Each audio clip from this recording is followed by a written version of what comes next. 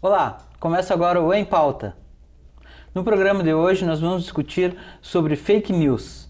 As notícias falsas se tornaram preocupantes no final de dezembro de 2016, com a eleição americana em que o Donald Trump se elegeu presidente. Está aqui para debater com a gente sobre fake news o Thiago Mendes, que é coordenador de Publicidade e Propaganda, né? E o professor Henrique Keski, que é professor de Mídia e Cultura. Tudo bem? Obrigado por terem vindo. Tudo bem. As fake news, elas começaram com as redes sociais? É uma pergunta retórica, eu sei que não, mas... Sim, nós estamos comentando até, inclusive, sobre isso, né? O problema sempre que acompanhou o jornalismo desde o seu surgimento é a questão da verdade da informação. E isso é muito difícil, sempre acompanhou o histórico do jornalismo. O jornalista sempre teve que ir atrás da veracidade da fonte. E isso às vezes se torna muito complexo. Então, o que ocorreu agora é que sim, as redes sociais transformaram isso num programa global, né? Mas acompanha toda a trajetória do jornalismo a busca desesperada da verificação da verdade da fonte. Porque uma vez jogada a informação numa mídia massiva, ela sempre vai repercutir de uma maneira ou de outra e tu não consegue depois recuperar se aquela informação foi falsa ou não, ela vai causar um estrago sempre em relação ao que foi dito, ao que foi revelado que não fosse verdadeiro. É interessante a gente observar pelo viés tecnológico, né? A gente sempre imagina que até o termo fake news, na verdade, é o termo que surge mais recentemente, mas a notícia falsa ela existe desde a primeira escola do jornalismo, por exemplo, quando o jornalismo tinha aquele cunho político, né, ideológico de disseminação de informações entre partidos rivais, né, e essas informações nem sempre eram verdadeiras, mas era o argumento necessário, por exemplo, para ganhar uma determinada eleição ou não, isso há séculos atrás. Com a chegada da internet e do que a gente chama de sobrecarga de informação, hoje o mundo produz uma quantidade absurda de informação por dia, se tornou, esse ambiente de excesso de produção se tornou, na verdade, um ambiente rico e bastante fértil para a criação dessas notícias falsas e para essa divulgação de mentiras, né? Então, isso volta a ter um certo protagonismo, talvez nesses últimos momentos, principalmente pelas questões, de novo, as questões políticas, questões eleitorais, né? Então, isso retorna. E tem uma coisa, Laerte, importante aqui no que o Thiago diz, é que é o seguinte, com a internet, com as redes sociais, todos são produtores de conteúdo. Então, tu tens milhões de usuários produzindo conteúdo e milhões de usuários que não se preocupam com o conteúdo e passam isso adiante. Então, nós criamos essa teia, essa rede agora. O Humberto Eco falou sobre isso, uma legião de imbecis, né, sim, que tem direito à voz e que essa voz, ela se espalha para o planeta inteiro. Claro. Então, a fake news se alimenta disso também. Se alimenta, a pessoa dislike, joga na sua rede e reproduz. Isso, na verdade, indo ao encontro do que o professor Henrique traz. Na verdade, a gente ainda tem o Aldous Huxley, lá no 1930 e poucos, faz uma frase que é: ficaremos burros por excesso de informação. Ou seja, tem tanta coisa sendo produzida que é impossível tu conseguir filtrar esse conteúdo todo, entender esse conteúdo todo e, a partir daí, conseguir formar opinião em cima de fatos que são comprovados, que são bem estruturados. E isso também aparece, eu acho que se reforça no momento em que tu tem uma série de pessoas que podem produzir conteúdo todo santo dia, e todos nós fazemos isso, acidentalmente ou não, né? No momento que tu comenta um assunto em rede social ou tu comenta um tema, tu está produzindo informação, né? Conteúdo.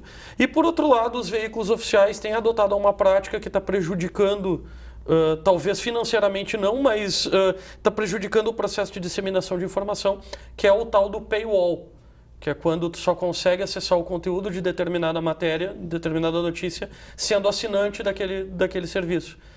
Tem uma série de veículos que já fazem isso.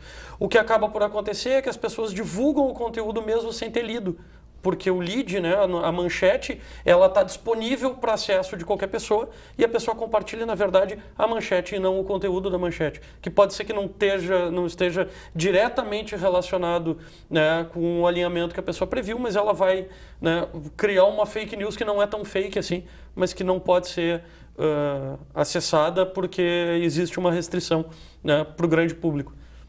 Então, a questão essa que o senhor está trazendo, professor, me faz lembrar que há tempos atrás também diziam que o brasileiro era muito do lead apenas, né? Não lia a matéria inteira. Então isso continua se reproduzindo, isso piorou. Só que agora é uma questão financeira. Isso piorou porque isso está institucionalizado agora, né? Eu sou um dos grandes críticos do paywall. O paywall é essa prática de tu restringir o acesso ao conteúdo da notícia e permitir que o usuário que não é assinante do determinado serviço só consiga ver a manchete, o lead, né?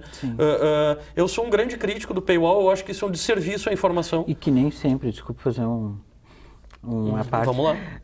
Nem sempre corresponde à matéria, né? Já Exatamente. vi várias matérias que o título era uma, a chamada era outra, e aí o texto dizia uma coisa completamente diferente. Isso é uma prática que vem, inclusive, se tornando mais corriqueira. Na verdade, o sujeito coloca um lead o mais bombástico possível para aumentar o número de compartilhamentos, que é o que a gente chama de caça-clique, né? A ideia é caçar o clique para aumentar a visibilidade do lead, mas a partir da leitura da notícia isso não acontece, né? Então isso também é um fator que complica mais o processo e a disseminação de informação. Essas práticas já vinham antes também no jornalismo impresso, da manchete, como ele está colocando. Agora isso fica muito mais aumentado em função da tecnologia. Evidente. E culturalmente o brasileiro tem essa tua predisposição, ele não lê tudo. Então é claro que muitas vezes a manchete tem uma chamada, né, e o texto é diferente. Então, realmente, é muito complexo tu abordar até onde vai a veracidade da informação, e isto associado à falta de cultura geral do brasileiro e do pouco hábito de leitura causa o problema.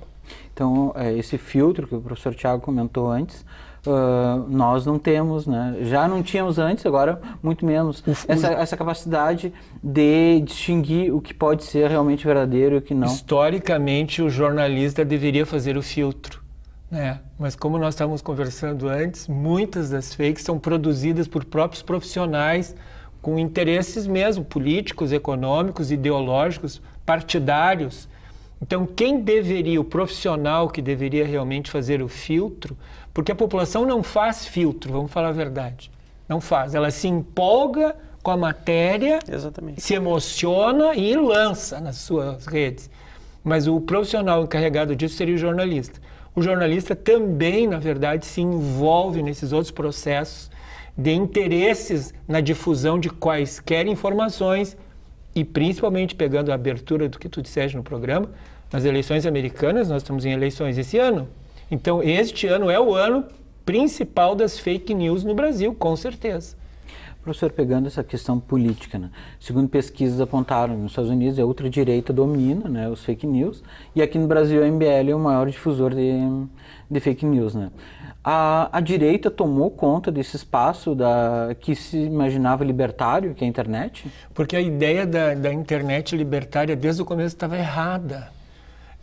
Naqueles movimentos, Thiago, de 2013, as pessoas nas ruas gritando, redes sociais independentes, nunca foram, isso era um mito. E me parece que a direita, então, viu isto antes.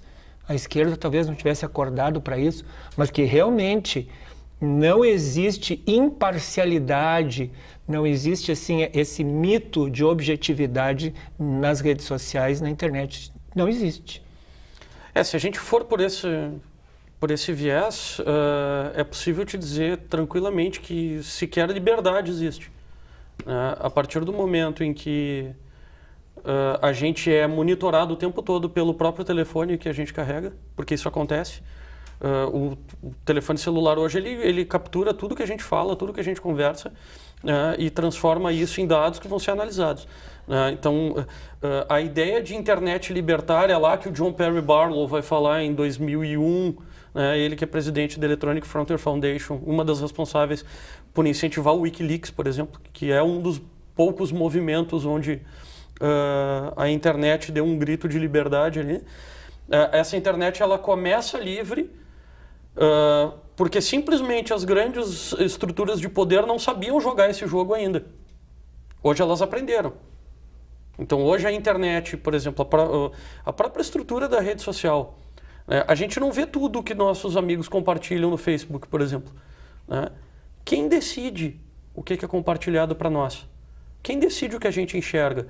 Né? O Facebook foi processado nos Estados Unidos por estar ajustando o algoritmo deles na campanha presidencial passada americana em favor de um determinado partido e não de outro.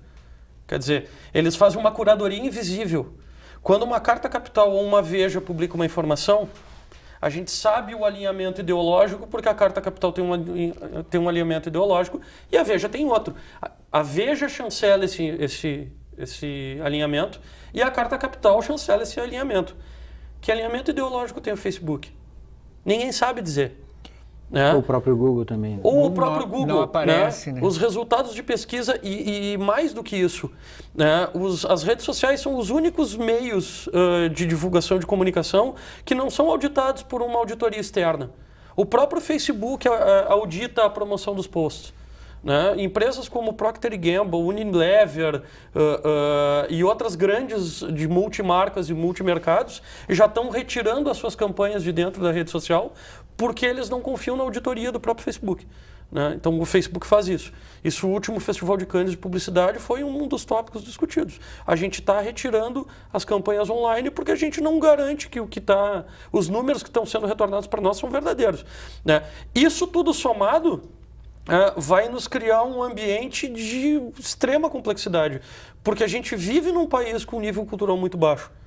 A gente tem 92% das pessoas, segundo uma pesquisa divulgada em 2015 pela Fundação Pro Leitura, 92% das pessoas não é capaz de entender o que leu num texto. Analfabetos funcionais. Não é proficiente na língua. Que é uma coisa assustadora. A gente tem 8% da população só capaz de interpretar um texto com competência. Quando tu transporta tudo isso para a rede social, porque 48% da população está dentro da rede social, isso se transforma num problema assustadoramente grave. Né? A gente tem um cenário assustador. E é preocupante no sentido da democracia, né? Porque exatamente o que está sendo oferecido... Quem manipula a informação, porque nessas últimas convocações de movimentos de rua, que, por exemplo, no impeachment, venha para a rua, quem convocava? O MBL dizia que não tinha vinculação política nenhuma, mas é claro que tem. Então, depois é que aparece, como o Thiago disse, primeiro, não se consegue identificar ideologicamente a facção ali. Quando está nas outras formas de mídia, sim. Mas no caso das redes sociais, não. Então, o brasileiro responde sem análise e racional e de forma mais emotiva, e esse é o poder que os meios de comunicação de massa têm, esse é o poder que essa mídia específica tem, vai e se torna massa de manobra, que é o que tem acontecido mesmo. A pergunta mais importante aí, indiferente do alinhamento político ideológico, é quem paga a conta? Quem paga a conta? Quando determinada movimentação faz a coisa aparecer, né, ou vamos bater panela ou vamos defender a presidente ameaçada, né, quem é que está pagando a conta das duas coisas? Tem toda uma estrutura por trás disso que não aparece. Quem é que bota o telão e o trio elétrico lá? Porque isso tem custo. Tem custo. Mas a população média não faz essa pergunta. Né? Ela só vai. Então hoje a gente sabe, e casualmente a gente estava comentando a reportagem que saiu ontem, domingo, no Fantástico, justamente sobre isso. Hoje existe um exército de pessoas com perfis falsos e administradoras de páginas falsas que fabricam notícias simulando portais com alto nível de credibilidade. Então tu vai lá e faz uma carinha parecida com um veículo tradicional, bota uma notícia que não é verdadeira e faz essa notícia circular, né? Uma referenciando a outra, né? Então quando tu vai procurar a origem, tu fica andando em círculos, porque a origem é sempre um e apontando para o outro. Existe alguma forma de identificar, professor, que no mínimo aquele portal é suspeito? Primeiro, desconfie de veículos que vocês nunca ouviram falar. Essa é a primeira coisa. Eu nunca ouvi falar nesse serviço de notícias. Aparece tão educado e honesto, mas... repentinamente. Desconfie. Sempre desconfie. Sim. O Eduardo acabou de me avisar que a gente vai ter que fazer um intervalo. A gente volta em breve, tá? O Em Pauta volta para um intervalo em breve.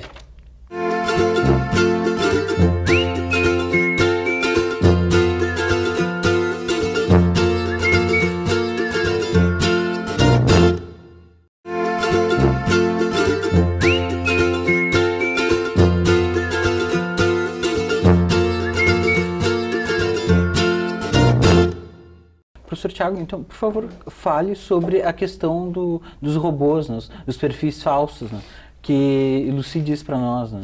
Bom, o robô, na verdade, é um programa de computador, né, que a gente apelidou de robô, que é programado para capturar conversas com determinados temas, né, e interagir via Facebook, Twitter, enfim, né, a rede social da vez.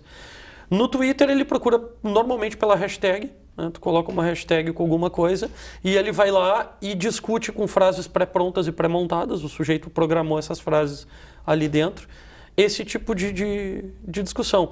Elas normalmente não são muito racionais, são aqueles bordões inflamados que vão, né, criar uma animosidade, uma discussão maior, né? E que ficam evidentes à medida que tu vai pegando alguma experiência com isso, né, de dia a dia. Existem formas de evitar isso, né, algumas mais difíceis que outras. Uma delas, por exemplo, é no Facebook não fazer compartilhamentos que são públicos, por exemplo, aquele que a gente seta como privacidade público. Se compartilhar só para amigos e a gente tem uma certa política de amizades no Facebook, ou seja, não adiciono qualquer pessoa, a tendência é tu não ser vítima de robô. O que o robô faz normalmente?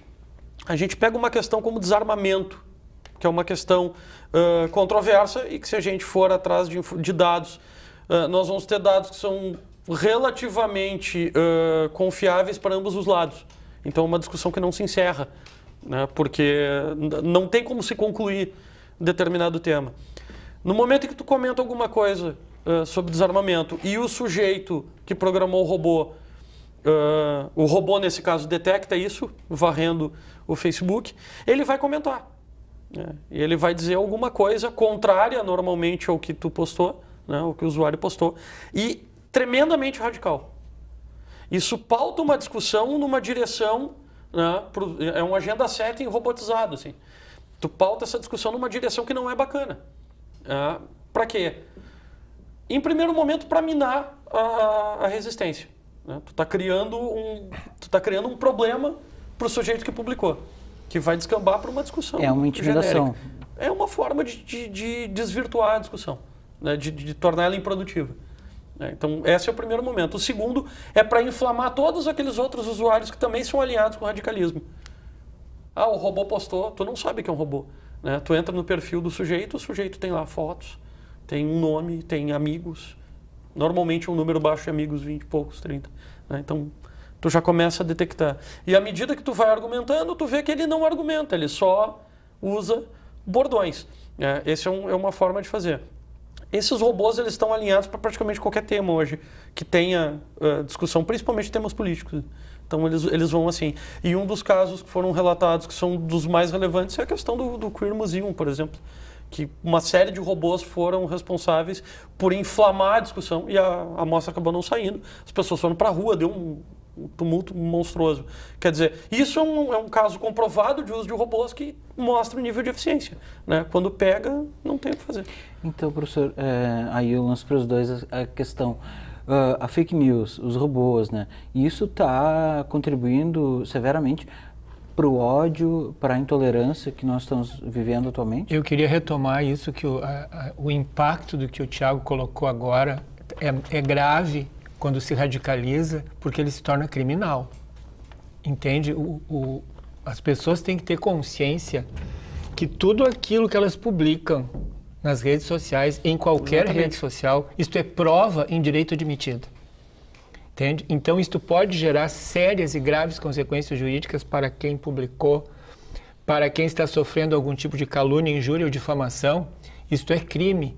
Então, a utilização disto nas redes sociais, sim, é criminosa e pode ser apurada como crime Pior quando coletivamente estimula a cultura do ódio, que é isso que está sendo estimulado, porque são frases simplistas jogadas para descarregar somente a emotividade e não a racionalidade. Exatamente. E desencadeiam consequências graves em nível pessoal, individual e em nível coletivo quando tu leva multidões inflamadas para as ruas, que é esse exemplo que ele deu. Então, é preciso ter muito cuidado, porque quem produz conteúdo e quem age de acordo com o conteúdo está sujeito, sim, o Marco Civil da Internet regulamenta e é possível criminalizar essas condutas. Uma manifestação online não é diferente de uma manifestação pessoal? Não é diferente. Não. Claro, só muda a mídia. Nós estamos usando palavras, eu posso ofender com a palavra diretamente, com o texto impresso ou com uma manifestação online. Isso é mídia. E isto é comprovado. Tem casos jurídicos assim mais específicos da área, por exemplo, que o sujeito não paga pensão alimentícia. E aí publica fotos maravilhosas, dizendo que não tem dinheiro. E aí publica fotos maravilhosas numa praia com a amante. Como não tem dinheiro? Então é preciso ter muito cuidado, as pessoas estão muito desavisadas e estão produzindo conteúdo sem parar. Existe a falsa sensação de liberdade. Como a gente havia comentado no bloco anterior, a internet não é livre. Na verdade, a internet é bem pouco livre. E o Marco Civil já prevê uma série de questões nessa direção. Eu gosto muito de uma analogia que é a seguinte: tu não vai na casa dos outros gritar e falar mal do dono da casa. A gente não faz isso, a gente não enfia o pé na porta e sai falando mal. No entanto, as pessoas vão nos perfis e nas postagens das outras pessoas fazer isso. E a gente tem um problema sério de educação no Brasil, eu já mencionei isso também, né? E essa educação digital, ela é ainda pior. Né? Porque existe o desconhecimento da tecnologia. Então, uma coisa somada à outra cria, né, todo esse cenário. Existe uma série de casos de fake news que geraram situações horríveis, não só na política, mas questões como, por exemplo, o linchamento de pessoas, esse tipo de coisa. Sistematicamente aparece. O sujeito abusava de crianças. Aí a população se inflama, vai lá e lincha o sujeito. Né? Linchagem é uma palavra que alivia o significado da palavra, porque linchamento é bater numa pessoa até ela morrer. Né? E a gente já não usa isso, usa linchamento, talvez para soar menos horrível. E é horrível. Então, existe uma responsabilidade muito grande a respeito desse processo de divulgação de notícias que deve ser tratado com uma certa cautela. E uma outra questão que vai também ao encontro do que o Henrique mencionou agora há pouco, quando eu compartilho uma informação, eu estou chancelando o que aquele conteúdo significa.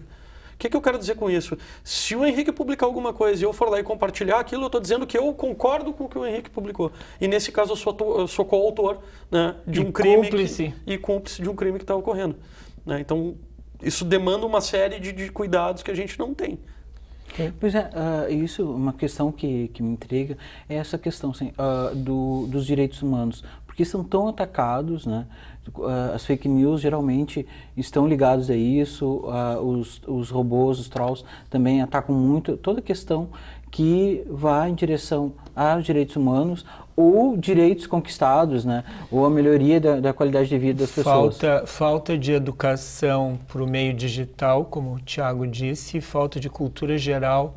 Nós temos também um desamparo muito grande quanto a essa questão dos direitos humanos. Nós não entendemos muitas vezes até onde isso possa efetivamente nos levar. Eu me lembrava agora na fala do Thiago de outra questão, Laerte, importante. O pessoal cria, por exemplo, um perfil profissional certinho, de acordo com aquilo que ele acredita que as empresas vão avaliar, por exemplo, para obter um emprego. Mas no Face ele mostra o que ele é. É claro que as empresas estão olhando o Face, é claro que as empresas vão para o Twitter, é claro que as empresas examinam as redes sociais, e daí tu vai ter o quê? 2 perfis aqui? Evidente que o perfil que vai ser considerado é este. Então é muito perigoso, é falta de cultura digital mesmo, acho que essa é a palavra. É verdade. De tu saber que tu estás gerando uma informação a teu próprio respeito, isso se volta em primeiro lugar contra ti mesmo. E uma ética pessoal também. Total, É claro, nós estamos discutindo, digamos assim, o eixo é ética, tanto de quem produz o conteúdo, quanto de quem chancela o conteúdo, divulga e imprime, quanto quem filtra e quanto quem usa desavergonhadamente, com má intenção, né? O ponto focal é a ética. E isso demanda educação mesmo, para entendermos as consequências pessoais e coletivas, jurídicas mesmo, desses atos. É uma coisa interessante, por exemplo, tu falou a respeito dos direitos humanos, né? Os direitos humanos são tremendamente mal interpretados no Brasil, principalmente porque se vincula os direitos humanos à proteção da vida criminosa. E isso é um erro monumental. Os mesmos direitos humanos que vão defender, por exemplo, a vida dos policiais que foram tiradas no exercício da função, não são reconhecidas pelos seus pares. Não só, a gente tem uma fatia ultraconservadora, na verdade, que vai nessa direção. E essa fatia ultraconservadora tem por interesse inflamar essas questões, sobretudo porque tenta vincular o movimento dos direitos humanos a uma ideologia de esquerda, e que não tem nada a ver. Não tem relação direta. Então, isso é a politização de uma coisa que deveria ser assegurada a todo indivíduo, né, que respira e que habita esse planeta. Né? Mas isso tem esse alinhamento. A gente vê na internet o direito dos manos, né, que é como eles chamam, né, e a vinculação de notícias falsas a determinados indivíduos que têm uma relação com direitos humanos, justamente para politizar essa discussão, né, e usar isso como ferramenta para criar, de repente, abrindo aspas, um inimigo no qual deve ser combatido, que é uma das práticas mais comuns de ideologias que são próximas do fascismo, por exemplo, né? Ou da extrema direita. É justamente isso, Thiago. Desculpa, professor, não sei se o senhor queria complementar. Não, porque isso que o Thiago está dizendo, em termos de direito penal, tem uma teoria terrível, que é o direito penal do inimigo. Quando no âmbito de uma mesma sociedade se criam grupos a partir das informações desta natureza para se chocarem entre si. Então, tu cria, no âmbito de uma mesma sociedade, grupos para gerar inimizade entre eles. Favelado, desgraçado, atacando a classe média atacando... Onde é que ficam os direitos humanos aqui? Entendeu? Então, nós temos que resistir a essas manipulações político-ideológicas de informação para não gerarmos, no seio da nossa sociedade, o que se denomina essa política do direito penal do inimigo. Nós não somos inimigos, nós temos problemas sociais para resolver. O discurso do ódio nas redes sociais só alimenta isso. A provocação que eu lançar para os dois é justamente o que eu vejo, os direitos humanos sendo atacados constantemente, mas as esquerdas também sendo criminalizadas, né, constantemente. Sendo que também tem a contrapartida dos fake news das esquerdas. Né? Mas tu falou numa palavra que estava no meu script aqui, que é fascismo. Quer dizer, a minha visão é que estamos caminhando celeramente para o fascismo, né? E diante dessa retroalimentação, assim, que o Facebook, o Google, né, nos bombardeiam todos os dias nas redes. Eu acho... Não sei se eu estou sendo catastrófico. Não, eu acho que um pouco, não tanto, né? Agora não vou fazer a teoria da terra arrasada. Primeiro porque se cultivou no Brasil a ideia de que direita e esquerda são dois times de futebol. Ou a esquerda é o mal, a direita é o bem.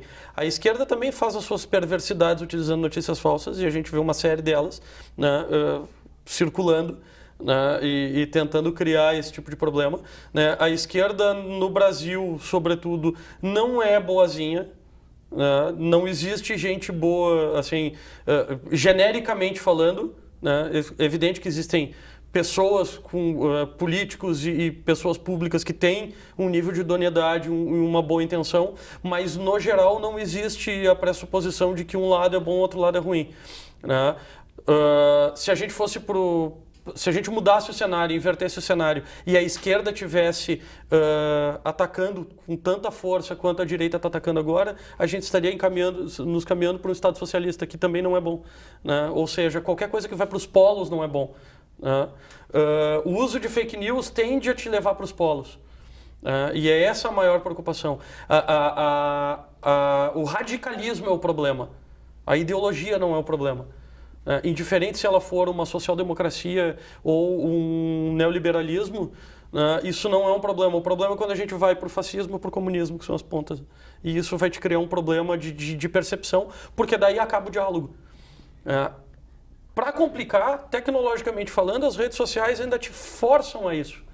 Porque os algoritmos querem fazer todos os seus usuários felizes. Então a curadoria de conteúdo tende a te publicar só coisas que tu gosta mais.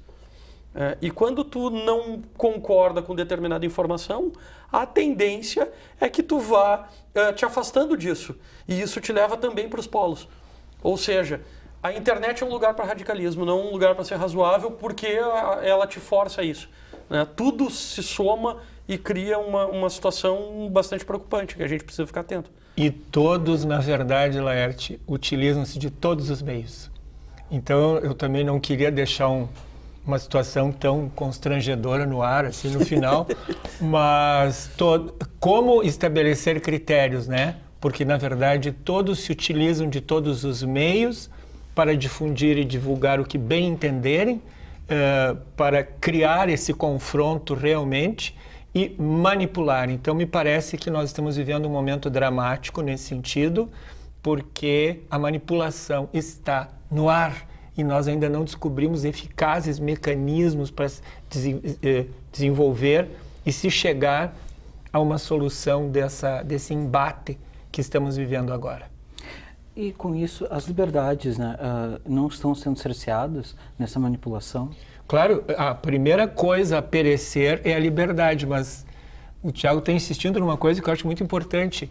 Eu acho que é um mito essa questão da liberdade na internet. Liberdade individual que sim, mesmo a nossa liberdade individual, nenhuma mídia é livre, né? Nós já aprendemos isso com o rádio, nós já aprendemos isso com o cinema, já aprendemos com a TV, nós temos aprendendo agora com a internet. Então, e pode existir um esforço no sentido de que a informação seja verdadeira, que a difusão da notícia seja correta e que sejam respeitadas as nossas liberdades individuais, mas desde que nós também respeitemos as liberdades individuais dos demais. Mas nós estamos caminhando nesse processo ainda muito novo da internet. Nós não conseguimos construir ainda uma estrutura que nos preserve disto. Ok, obrigado, professor Tiago, obrigado, professor Henrique. A gente já está no final, temos que encerrar. O Em Pauta fica por aqui. Até o próximo programa. Tchau.